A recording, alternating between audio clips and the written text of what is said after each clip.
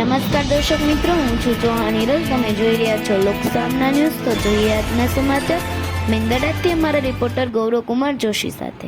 મેંદરડા તેમજ ગીર વિસ્તારમાં ગ્લોબલ વોર્મિંગથી કેસર કેરીનું ઉત્પાદન ઘટ્યું. તેમને ટક્કર મારે એવી સોનપરી જ હવે ખેડૂતોને ઉગારી શકે છે. વાયુ જળ પરિવર્તનને હિસાબે આ વર્ષ આંબાના ફાળ બળી ગયેલા હોય. ખેડૂતો બાગાયતી ખેતી કરતા હોય. કેસર આંબામાં રોગપ્રતિકાર શક્તિની ઉણપને લઈને આ સિઝનમાં નર ફ્લાવરિંગ અને માંદા ફ્લાવરિંગની જગ્યાએ ગ્લોબલ વોર્મિંગની અસરથી નપુસક ફ્લાવરિંગ વધુ હોય તેમજ પતંગિયા અને મધમાખીઓની હાજરી ઓછી થઈ ગઈ હોય. ફલીકરણ ન થતાં કેસર કલમો પર એની વધારે અસરો જોવા મળે છે.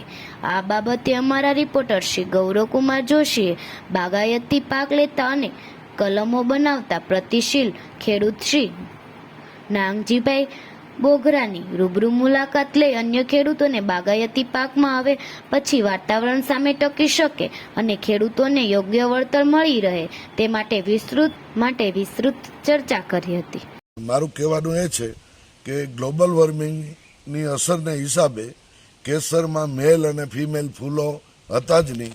ફ્લાવરિંગ હતું પણ નપુસક ફૂલો હતા, એટલે માલ બંધારણ નથી થયું.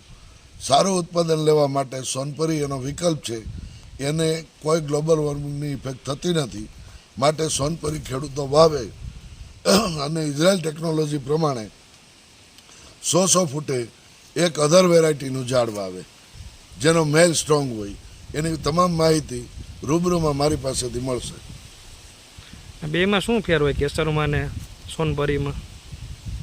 કેસર છે એ એકદમ સોફ્ટ વેરાયટી છે, ટેસ્ટમાં બેસ્ટ છે, પણ એનાથી પણ ઊંચી અને ચડિયાતી વેરાયટી છે. આનું દીઠ મજબૂત છે, પવનમાં ખરે નહીં, પછી આમાં ચાંદી પડે નહીં, સ્ટોર કેપેસિટી 20 દિવસ અને આપણે રાઇપનિંગ પીરિયડ એ 20 દિવસનો અને 10 દિવસ વહેલો કેસરથી અત્યારે જ આ પાકવાના સ્ટેજે ગણાય. અને બેસ્ટમાં બેસ્ટ વેરાયટી જેમાં સોનમાખી લાગે નહીં. બધા કેરેક્ટર આના સારા છે અને આવતા ભારતમાં મેંગો પ્લાન્ટમાં ભારતનું ભવિષ્ય આને કહી શકાય. ખેડૂતનું ભવિષ્ય ડબલ આવક કરવા માટેનું આ સાધન ગણાય. તો ફરી મળીશું એક નવા સમાચાર સાથે. ત્યાં સુધી જોતા રહો લોકસામના ન્યૂઝ.